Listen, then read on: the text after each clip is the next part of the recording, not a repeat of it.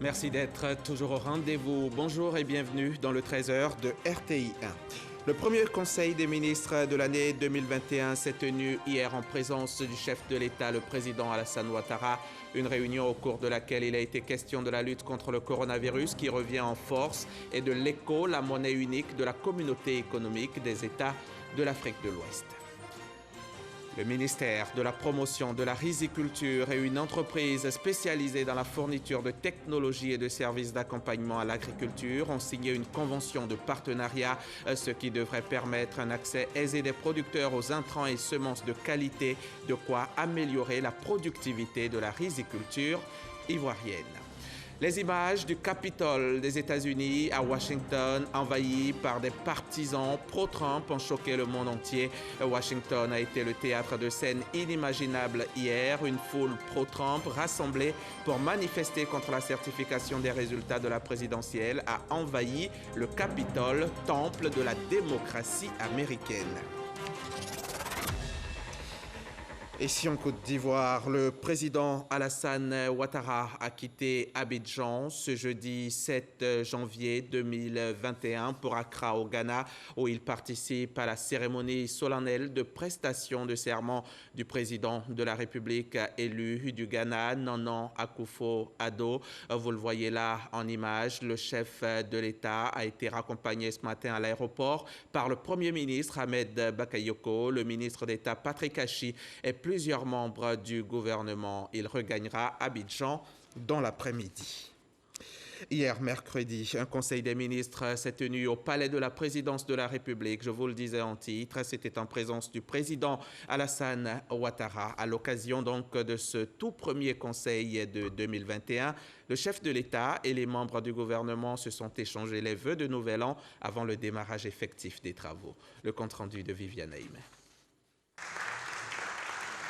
L'équipe gouvernementale au grand complet, soudée autour de son général en chef, le président de la République Alassane Ouattara, pour poursuivre l'équipement de la Côte d'Ivoire et pour conduire le pays encore plus haut. C'est l'impression rassurante que dégage la vue et les propos de ce premier conseil des ministres de l'année 2021 qui s'est tenu ce mercredi 6 janvier au palais présidentiel. Comme de tradition, ce premier conseil des ministres de l'année a été marqué à l'entame par un échange protocolaire de vœux. Le Premier ministre, chef du gouvernement, ministre de la Défense, Ahmed Bakayoko, a redit la loyauté et l'engagement de l'équipe gouvernementale pour traduire en actes sur le terrain les orientations et directives fixées par le président de la République, Alassane Ouattara. Excellences, Monsieur le Président de la République, 2020 a été une année de grands défis, de grandes épreuves et de fortes émotions. Mais nous avons pu résister et relever tous ces défis grâce à votre leadership, à votre courage politique et à votre sens élevé de l'État. Votre grande vision pour une Côte d'Ivoire meilleure et solidaire nous engage à relever de nouveaux défis au cours de ce nouveau quinquennat.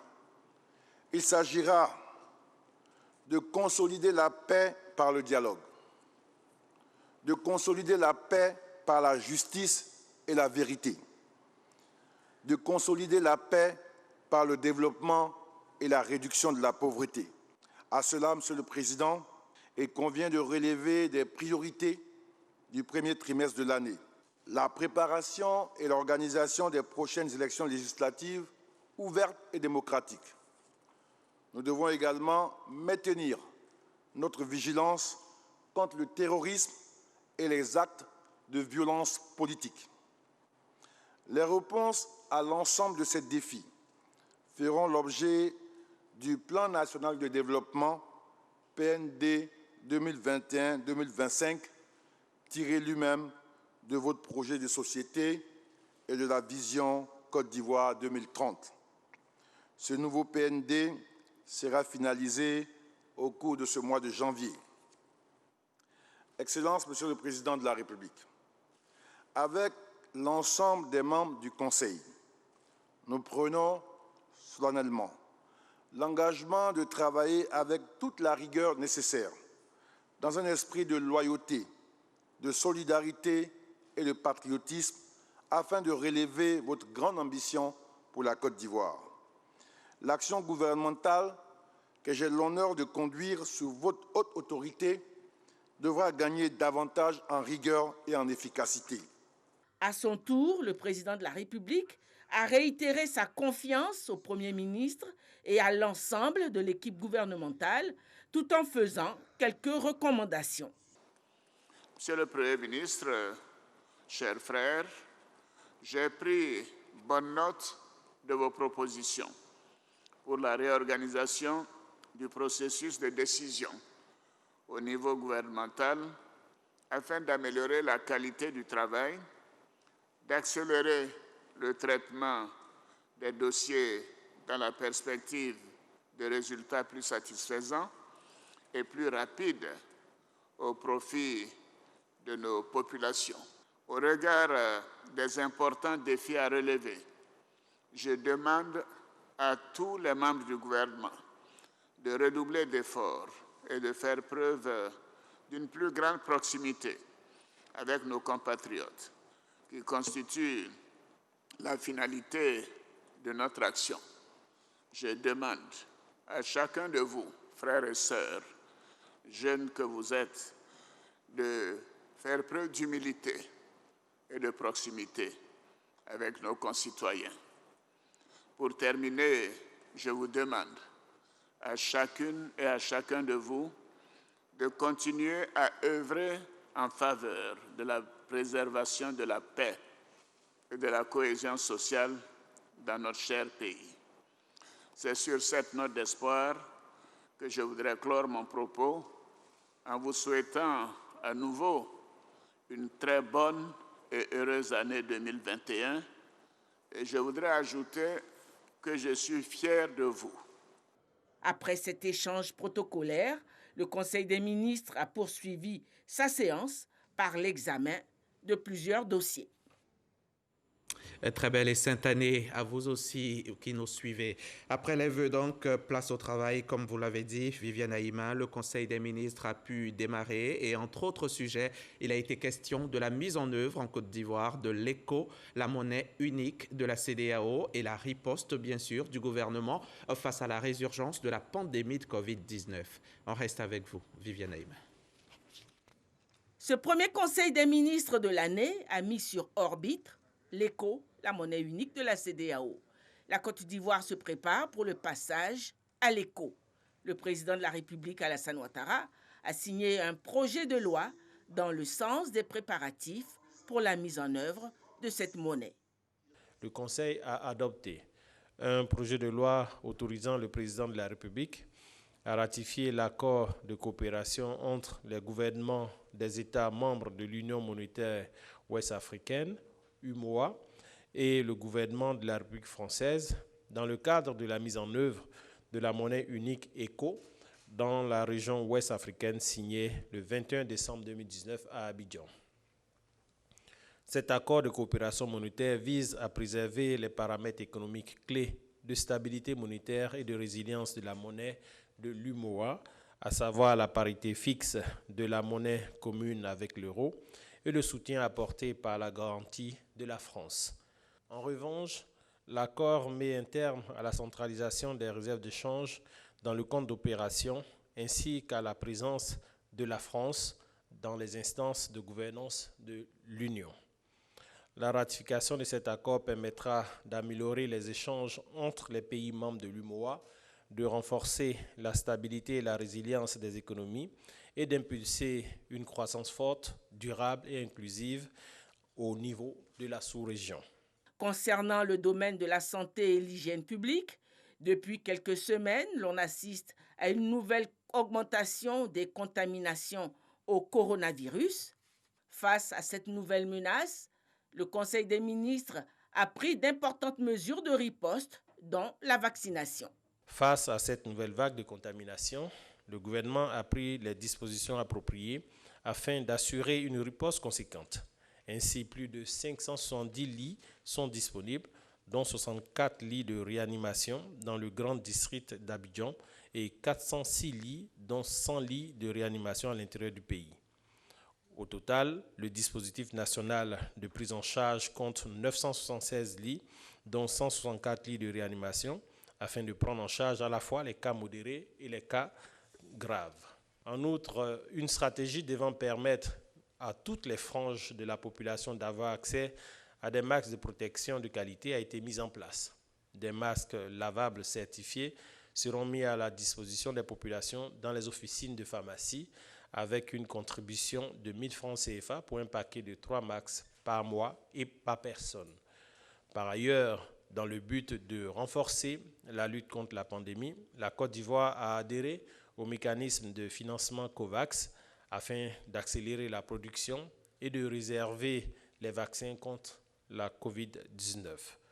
Aussi, le Conseil a instruit le ministre de la Santé et de l'Hygiène publique ainsi que l'ensemble des ministres concernés à l'effet de prendre toutes les mesures idoines en vue d'acquérir dans un premier temps 200 000 doses de vaccins pour une population cible estimée à 100 000 personnes vulnérables ou exposées afin de démarrer la campagne de vaccination dès le 15 février 2021. Malgré l'épidémie du coronavirus et le ralentissement qu'elle a imposé à l'économie nationale tout au long de l'année 2020, au bilan, la Côte d'Ivoire reste toujours debout, signe de la force de son économie et sa bonne gestion. Selon une étude récente, la Côte d'Ivoire fait partie des 27 pays du monde qui ont échappé à la récession en 2020. Et cela au même titre que la Chine et le Vietnam. Vous comprenez aisément que c'était du fait de la COVID-19. C'est encore un motif supplémentaire de fierté pour notre pays et qu'il faut savourer sans modération. Bien sûr, pour 2021, l'action du gouvernement, piloté par M. le Premier ministre et instruit par le Président de la République, permettra certainement d'aller plus loin et de glaner beaucoup plus de lauriers pour la Côte d'Ivoire et pour les populations vivant en Côte d'Ivoire. Le premier Conseil des ministres de l'année 2021 s'est donc tenu ce mercredi 6 janvier. Une innovation majeure vient d'être introduite. Les conseils des ministres se tiendront désormais de manière bimensuelle. Le prochain Conseil des ministres aura lieu le mercredi 20 janvier.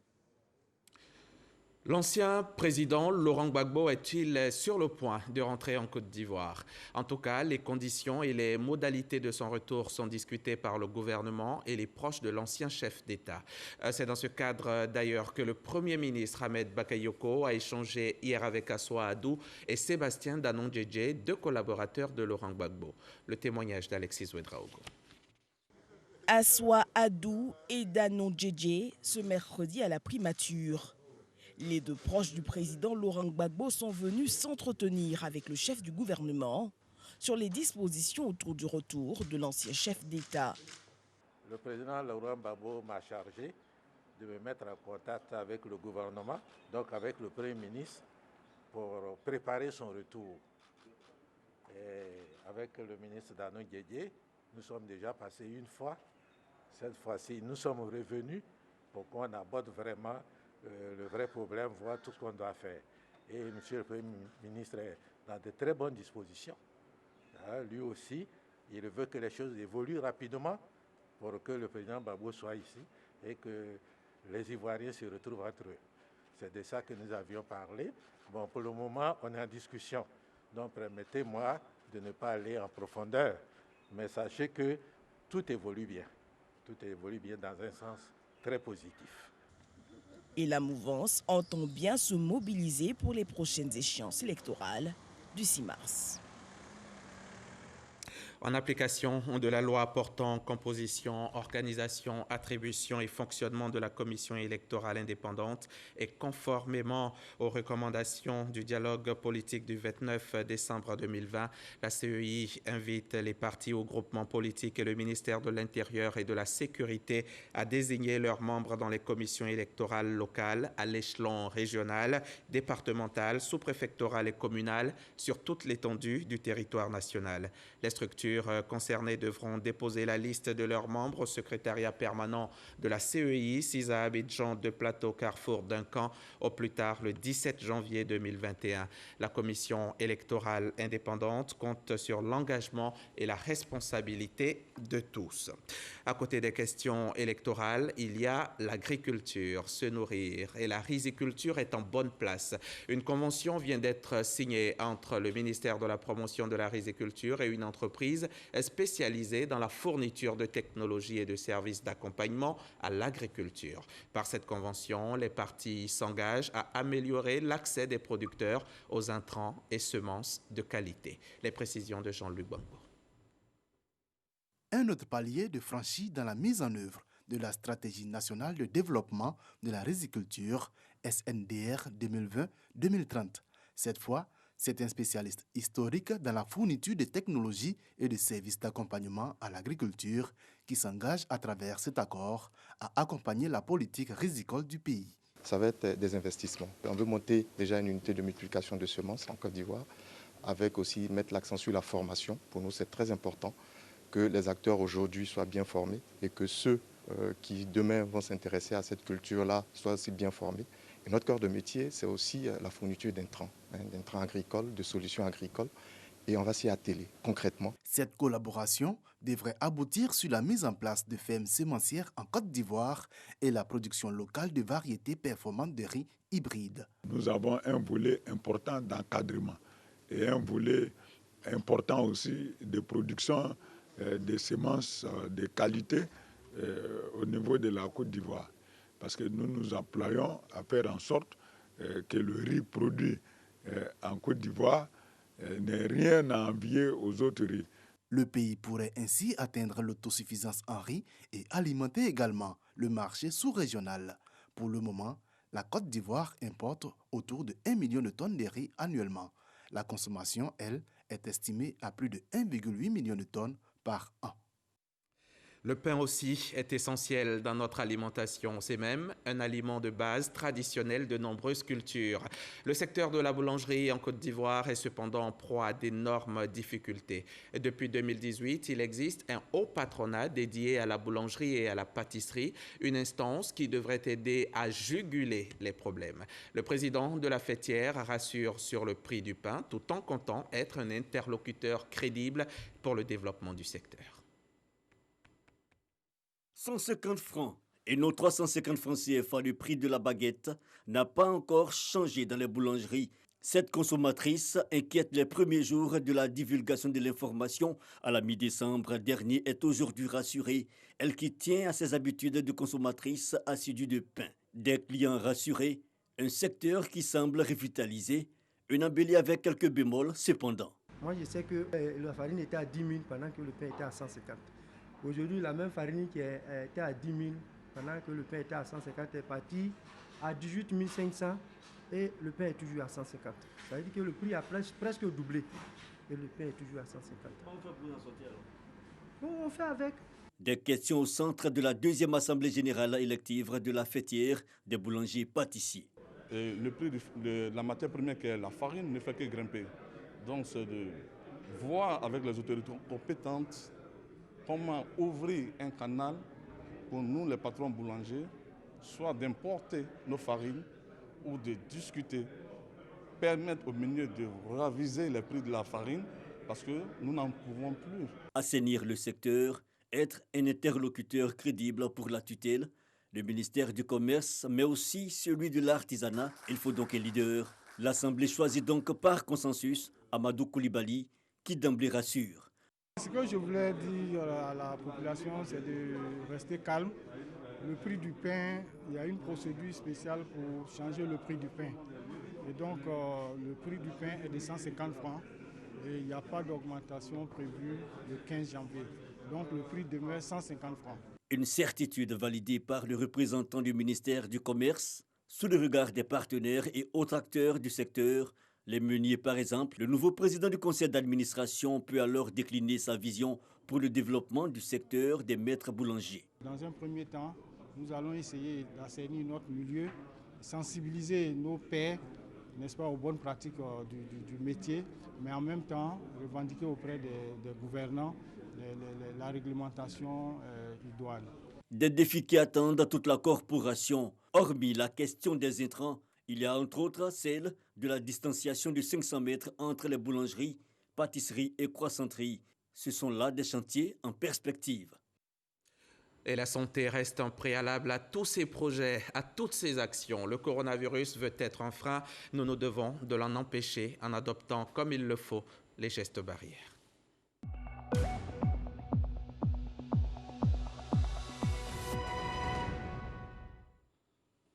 On croyait être en train de sortir de l'auberge, mais que non, on assiste à une recrudescence des cas de Covid en Côte d'Ivoire. 108 cas confirmés, rien que pour la seule journée d'hier, ce qui porte à 22 963 malades au total. On comptabilise 138 décès depuis le début de la pandémie. De nombreuses guérisons sont également à noter. 22 212 patients ont gagné le combat contre le virus grâce à la prise en charge. Cette guerre, nous la gagnerons si nous sommes disciplinés et respectueux des consignes qui nous sont données par les autorités de santé.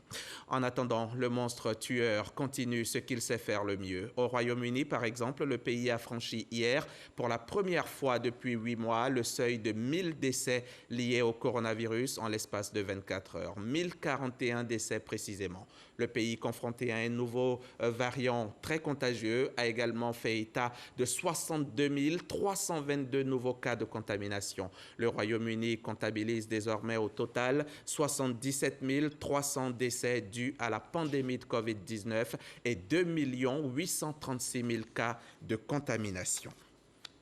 En dépit de la crise du coronavirus, c'est une belle année en perspective pour Ponvogo. Ce village de la région du Poro, à une dizaine de kilomètres de Korogo, vient de bénéficier d'un important don de la première dame de Côte d'Ivoire. Dominique Ouattara a offert du matériel agricole aux femmes de la localité avant d'équiper le centre de santé pour 25 millions de francs CFA de matériel.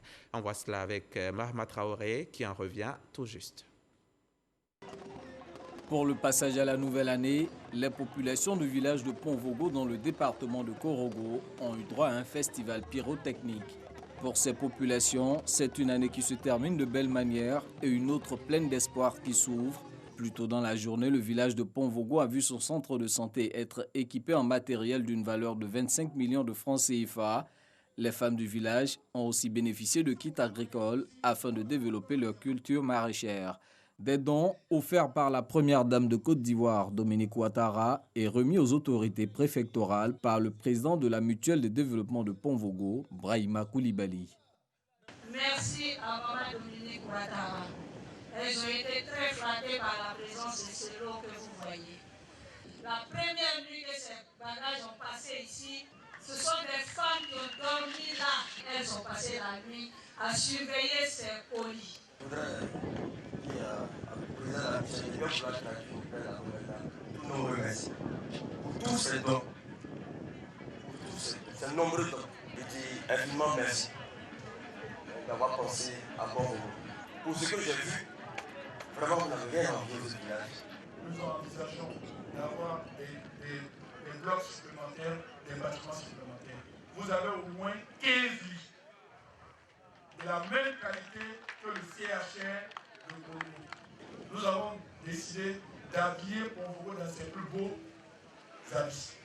Ces dons ont été faits lors de l'édition 2020 du Festival de Ponvogo, un festival culturel marqué par des concours de lecture, de dictée et des sessions d'apprentissage à l'hygiène bucco-dentaire. Du côté de Bonois également, on a fait des heureux. Bonois, c'est dans le sud Comoé, juste à une cinquantaine de kilomètres d'Abidjan. Là-bas, ce sont des permis de conduire qui ont été offerts avec des pépinières d'EVA et de palmiers à huile qui ont été mis à la disposition des jeunes. De quoi les encourager à l'entrepreneuriat dans le milieu agricole. Le donateur, c'est le directeur général du port d'Abidjan.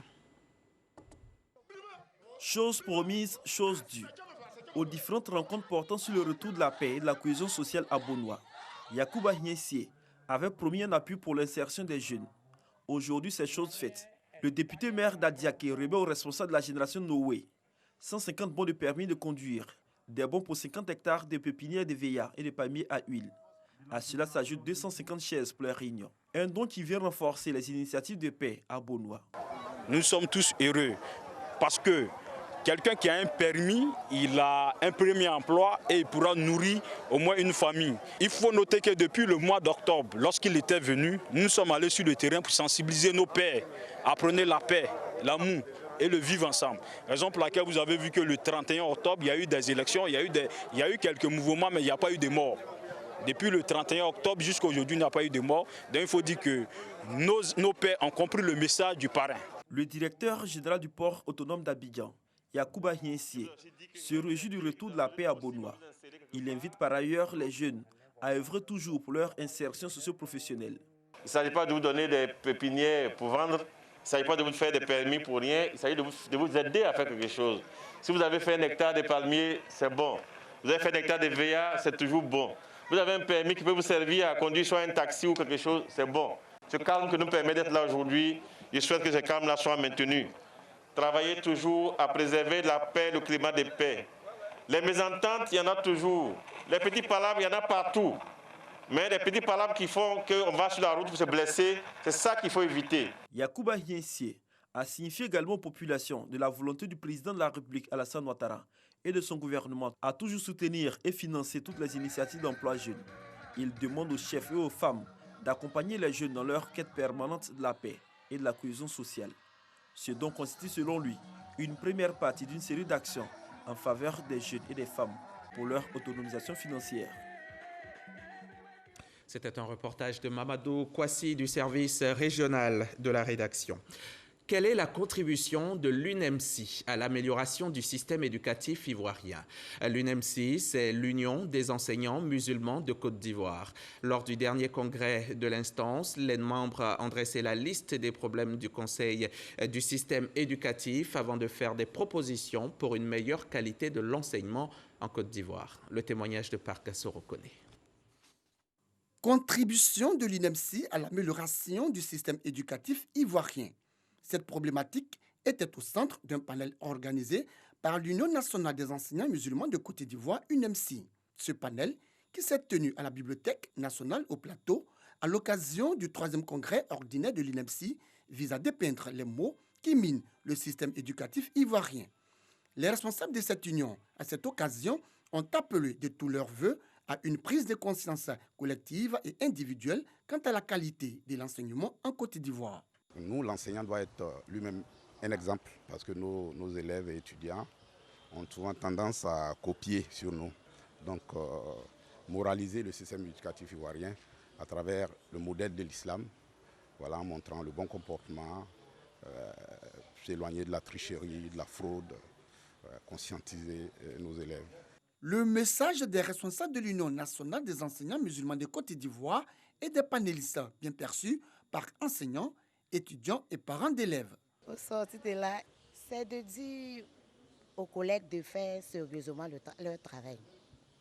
Ne pas souvent écouter les parents. Parce que souvent, quand bien même tu veux bien faire, quand le parent vient pleurer en face de toi, tu te vois obligé de faire ce qu'il te demande. Et au sortir de là, vraiment, l'enfant, il avance, mais il n'apprend rien en fait. Ce 3e congrès ordinaire de l'UNEMSI a bénéficié du soutien d'Idrissa Koné, conseiller spécial du président de la République Alassane Ouattara et du ministère de l'Éducation nationale. Nous savons qu'il y a beaucoup de déviations aujourd'hui de nos collègues enseignants. Je pense que tous ces actes-là peuvent être éradiqués si l'Union nationale des enseignants musulmans se donne pour mission de moraliser le corps enseignant. L'UNEMSI, sa mission, contribuer au bien-être spirituel, moral et matériel de ses membres, créer des relations de solidarité, de fraternité et d'unité entre les acteurs du secteur éducation-formation de Côte d'Ivoire, promouvoir la scolarisation et le maintien de la jeune fille à l'école, promouvoir la création d'établissements confessionnels islamiques de référence entre autres. Elle est composée d'enseignants préscolaires, primaires, secondaires et supérieurs, d'inspecteurs pédagogiques, d'orientation et d'éducation, de conseillers pédagogiques et extrascolaires, mais également d'éducateurs spécialisés, des collèges et des lycées. quand l'Amérique piétine sa démocratie vieille de plus de 250 ans. Le Congrès américain vient de certifier la victoire de Joe Biden à l'élection présidentielle, mais quelques heures plus tôt, le monde a assisté à des scènes incroyables à Washington. Des partisans de Donald Trump avaient donc envahi le Capitole, interrompant la session qui devrait confirmer cette victoire du président élu. Au milieu de la confusion, 4 morts ont été enregistrés. Après une coupure de plusieurs heures, le Congrès a repris en soirée le processus de certification de la victoire du démocrate Joe Biden, qui avait dénoncé un climat d'insurrection. Il n'y a donc pas qu'en Afrique que la démocratie est mise à mal. Merci de nous avoir suivis. À demain 13h.